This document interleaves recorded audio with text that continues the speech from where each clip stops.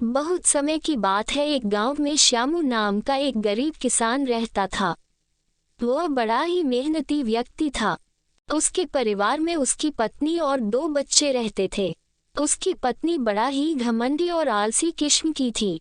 शादी के बाद घर का कोई भी काम अपने पति से करवाती थी और खुद एक आईने के सामने बैठकर दिन भर खुद को निहारती रहती थी।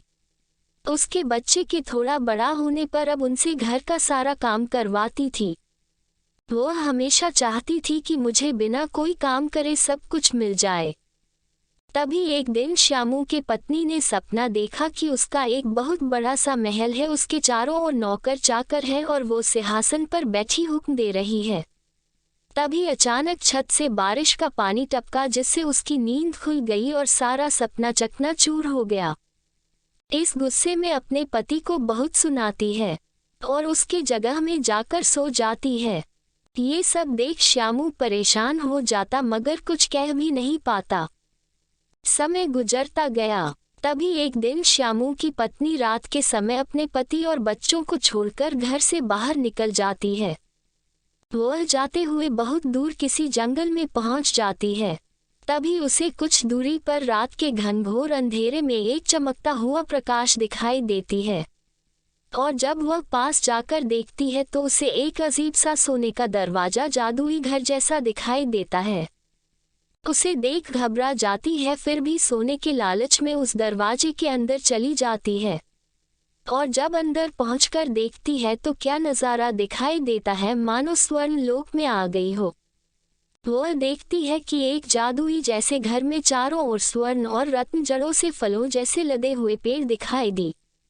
वह सब देख फूली न समाई रही थी।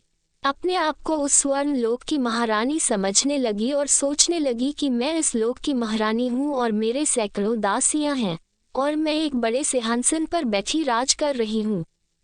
ये सब सोचना हुआ कि सच में उसके सामने सैकड़ों दासियां प्रकट हो गई और एक बड़ी सी सिंहासन पर राज करने रही हूँ। उसके जाने बाद उसका पति और बच्चे बहुत दैख हुए, बहुत ढूंढने की कोशिश किए मगर ढूंढ नहीं पाए। इधर श्यामू की पत्नी महारानी बनकर ऐसो आराम की जिंदगी व्यतीत कर रही थी। तभी एक दिन आकाश मार्ग से एक व्यक्ति आया और उसे कहा, अब तुम्हारा समय खत्म हुआ, अब तुम्हें नर्कलोक जाना है। उद्धरण चिन्ह।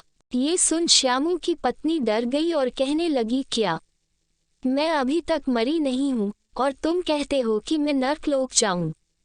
तुम होते कौन हो जो मुझे नर्कलोक ले जाने की बात करते हो? उद्धरण चिन्ह। वह आदमी हंसते हुए कहता है, मैं स्वयं मृत्यु के देवता यमराज हूँ। किसने कहा कि तुम जिंदा हो? तुम तो कब की मर चुकी हो। देखो तुम्हारा मृत शरीर इस महल के द्वार जंगल में किस तरह से पड़ा हुआ है। यह कोई जादुई घर नहीं है और न ही कोई स्वर्ण लोक, यह मृत्यु का दरवाजा है जिसे तुमने अपने लोभावश स्वयं चुना है। इसलिए तुम्हें अब नर्कलोक जाना ही पड़ेगा।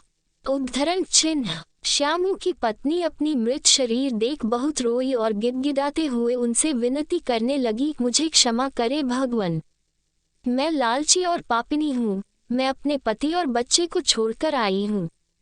मुझे अपने पापों का प्रायश्चित करने दो, मुझे अपने परिवार के पास जाने दो, उनके साथ मैंने बहुत अन्याय किया है। अब मेरी आंखें खुल गई। आज से मैं कभी लालच नहीं करूंगी। लालच से सिर्फ धन और मृत्यु ही मिलता है, परिवार का सुख और शांति नहीं मिलती है। मुझे क्षमा करे देव। उद्धरण चिन्ह। यमराज उसकी बात को स्वीकार कर उसे कहते हैं, ठीक है, तुम्हारी पति ने धर्म और कर्म से नित्य मेरी पूजा अर्चना की है, इसलिए उसका फल आज मैं तुम्हें दे रहा हूँ। उद्धरण चिन्ह। ये कहकर यमराज देवता उसे छोड़ देते हैं। अब श्यामू की पत्नी झट से अपने परिवार के पास चली जाती है और अपने पति के पैरों पर गिरकर क्षमा मांगती है और जंगल का सारा वृतांत उनको सुनाती है। श्यामू अपनी पत्नी को माफ कर देता है। उसके बाद श्यामू और उसका परिवार सुख से जीवन व्यतीत करते हैं।